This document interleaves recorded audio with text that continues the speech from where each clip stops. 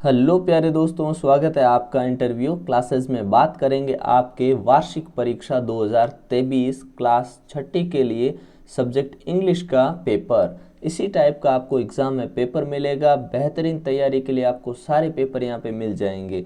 Comment section में ज़रूर लिखिएगा आपको नेक्स्ट कौन सा पेपर चाहिए। 70 नंबर का होने वाला है, 2.5 घंटे आपको मिलेंगे, ठीक है ना। और सभी सब्जेक्ट के पेपर आपको मिल जाएंगे बेहतरीन तैयारी के लिए। कोई अगर आपको किसी क्वेश्चन में डाउट हो या किसी टॉपिक पे डाउट हो तो कमेंट सेक्शन में बोलना, जल्दी से आपके लिए उस पर वीडियो मिल जाएगा। नए हो तो चैनल को सब्सक्राइब करें, वीडियो को दोस्तों के साथ शेयर ज़रूर करें और लाइक करना नहीं भूलें। चलिए स्टार्ट करते हैं अपना पहला क्वेश्चन। Choose the correct plural, plural यानी बहुवचन, of the word student. Student लिखा हुआ है, इसका बहुवचन क्या होगा? तो रूल कहता है जब सामान्य वर्ड हो जिसमें पीछे वाई नहीं हो, H H S C H X O ये चीज़ें नहीं हो, एफ एफ ये नहीं हो, तो नॉर्मली एस लगा देते हैं, ठीक है ना। तो पहला ऑप्शन ए करेक्ट हो जाएगा, स्टूडेंट्स। सेकंड देखिए, चूज द करेक्ट, चूज इन चुनना, द करेक्ट इन सही plural of the word mango. Plural चुनना है किसका? मैंगो का, ठीक है ना। तो मैंगो में लास्ट में ओ है तो इसमें ई एस लगा देंगे। तो कौन सा ऑप्शन है? देखिए आपने कहा फर्स्ट नहीं होगा, सेकंड ऑप्शन बी करेक्ट, यहाँ पे बी फिल कर देंगे। नेक्स्ट देखिए, choose the silent letter in the word honest. इसको हम क्या पढ़ते हैं? हॉनेस्ट नहीं पढ़ते, ऑनेस्ट पढ़ते हैं। क्या पढ़ते हैं? ऑनेस्ट। तो ऑनेस्ट के अंदर एच जो है वो साइलेंट है, तो कौन सा है? एच। ए ऑप्शन करेक्ट हो गया, एच, ठीक है ना। Choose the silent letter in word write. इसको हम क्या पढ़ते हैं? डब्ल्यू आर आई टी को राइट पढ़ते हैं, तो इसमें डब्ल्यू साइलेंट है, ए ऑप्शन, ठीक है। Which is opposite of near, N E A R. इस नियर, नियर यानी होता है पास में, तो इसके लिए वर्ड यूज होता है फार, फार यानी दूर, ठीक है ना। सेम यानी समान, पास यानी ये तो पास यानी पास हो जाना किसी में, फूल यानी होता है मूर्ख, नियर अपना ऑप्शन हो जाएगा सी। अगला क्वेश्चन देखते हैं, विच is opposite of day. Day का अपोजिट क्या होगा? तो डे का अपोजिट होगा नाइट, ऑप्शन सी करेक्ट हो जाएगा। अगला प्रश्न देखिए, choose the correct article. Article choose करना, I have dash 1 rupee note. आपने कहा 1 रुपी, इसको वन को क्या वन ऐसे बोला ना हमने, वन। तो जब हमने वन बोला तो आगे क्या व आया ना, तो व आया तो वह क्या होता है? वह तो व्यंजन होता है, तो व्यंजन के आगे हमेशा आर्टिकल लगता है ए, ठीक है ना।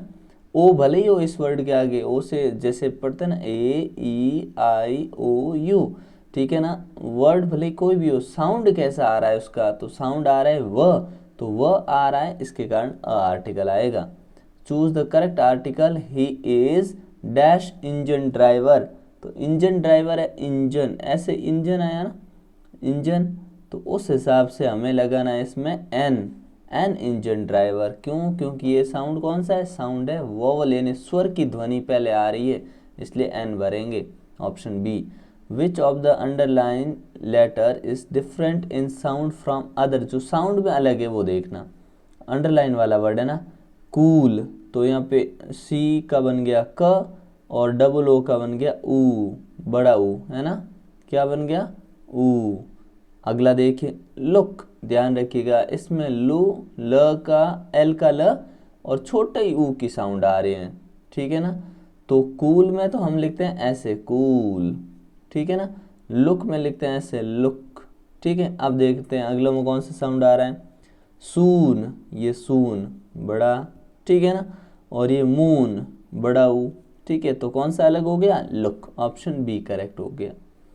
अगला देखिए, which of the underline letter is different in sound from others. जो दूसरे से साउंड में डिफरेंट है, तो ईयर, जार, सॉरी पहला है car, car, jar, father, glad. तो इसमें सभी ए का जो साउंड है ना वो आ रहा है आ, जैसे का, जा, फा, लेकिन यहाँ ग्ले ए साउंड क्या आ रहा है? ए आ रहा है, तो ऑप्शन डी करेक्ट हो गया। अगला देखिए, अब आपको अप्रोप्रिएट प्रिपोजिशन भरनी है। प्रिपोजिशन मतलब ये हो गया कि किसी किसी वर्ड लग के उसके मीनिंग को बताने वाले वर्ड होते हैं वो प्रपोजिशन कहलाते हैं। देखिए, मीना इज सिटिंग अंडर या ऑन द बेड। अब बिस्तर के, देखो अंडर मतलब होता है ये कोई चीज़ है, इसके नीचे कोई बैठा है, ठीक है, ठीक है ना, ये हो गया।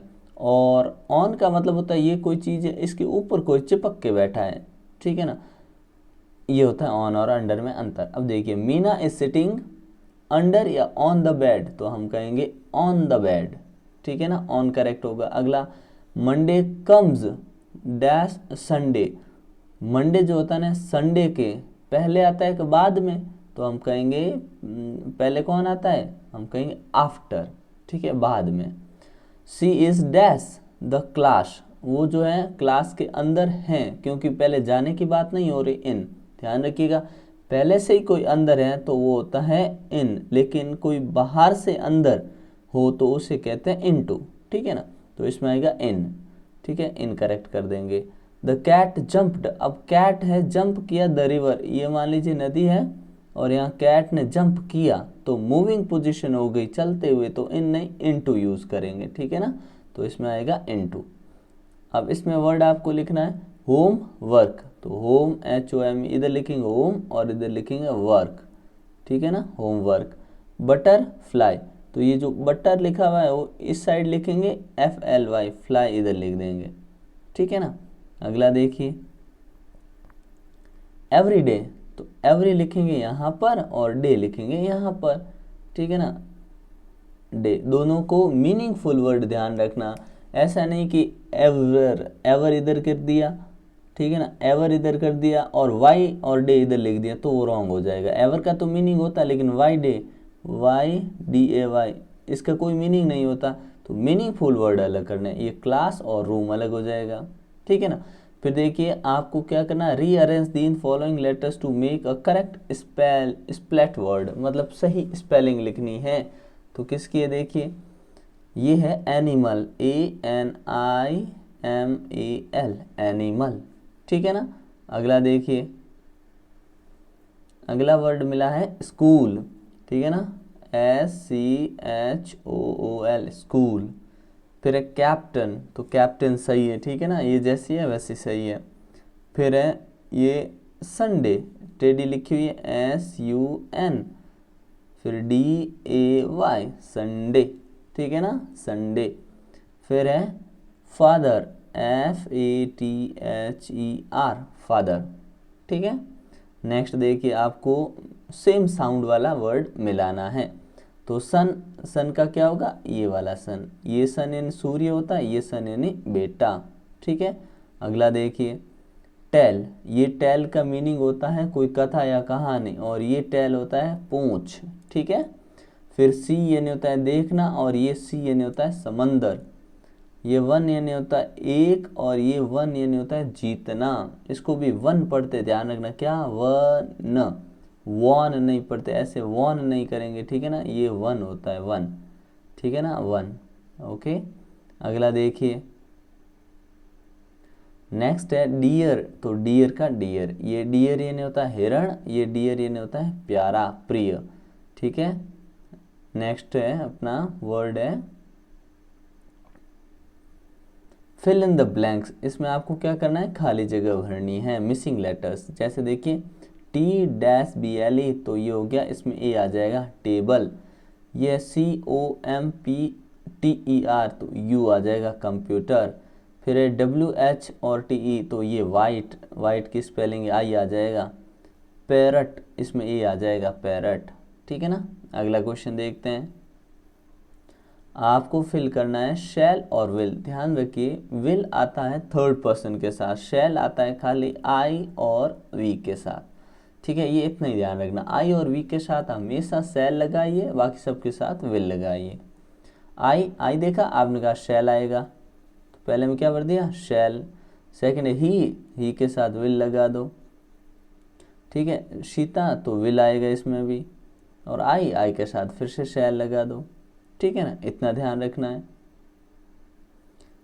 फिर आपको क्वेश्चन बनाना है इनमें से चूज करके, व्हाट यानी होता है क्या, विच यानी कौन सा, कौन से कौन सी, हु यानी कौन, व्हेन यानी कब। तो देखिए पूछा हमसे, इज टीचर, ठीक है ना। तो यहाँ पे क्या फिल करेंगे, आप कहोगे हु इज़ टीचर, ठीक है, WHO, who is teacher, teacher कौन है। Dash is science book, science book है तो हम कहेंगे which is science book, science book कौन सी है, ठीक है ना। ध्यान रखिए हु आता है जीवित जो चीज़ें हैं उनके लिए, और निर्जीवों के लिए आता है विच, ठीक है। तो बुक की बात हुई। Dash did he wake up, तो वो जाग गया, जागने की बात हो रही तो कब, when did he wake up, वो कब जागा। टाइम पूछे तो हमेशा व्हेन लगाते हैं, ठीक है ना। और are you doing, what are you doing, आप क्या कर रहे हैं, ठीक है ना। अगला देखते हैं, आपसे पूछा है 3 एनिमल्स एंड 2 बर्ड्स। 3 एनिमल्स, तो 3 एनिमल्स कोई भी लिख सकते हो आप, GOAT got, elephant ELEPHANT elephant,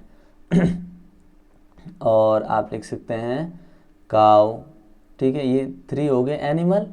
और अब आपको लिखना है 2 बर्ड्स, तो बर्ड्स अभी आपने एक पैरट देखा, PARROT, पैरट हो गया तोता।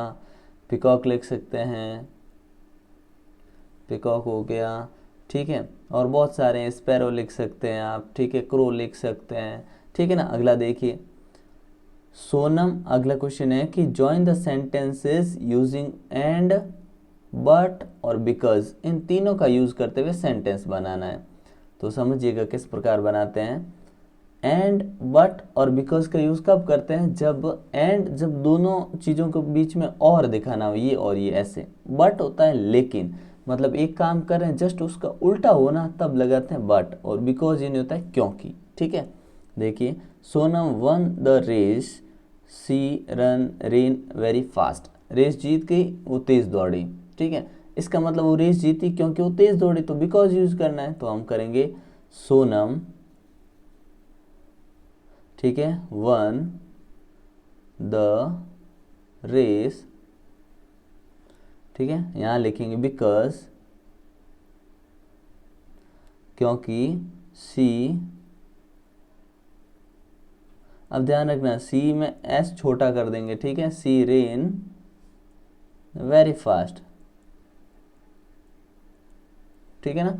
वो जीत गई क्योंकि वो बहुत तेज दौड़ी। तो आपको करना क्या, आपको सिर्फ क्या करना है, इसमें एस छोटा कर देना है और बीच में बिकॉज लिख देना, फुल स्टॉप हटा देना, बस, ठीक है। अगला देखिए they waited for Raman he did not come came, उन्होंने वेट किया लेकिन आया नहीं, मतलब बट का यूज करना है।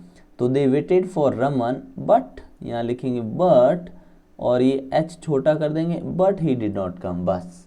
अगला देखिए Ram has a parrot, Ram has a dog, तो यहाँ पे एंड से बनाना। तो देखो दोनों सेम चीज़ क्या है, राम हैज़, ठीक है ना।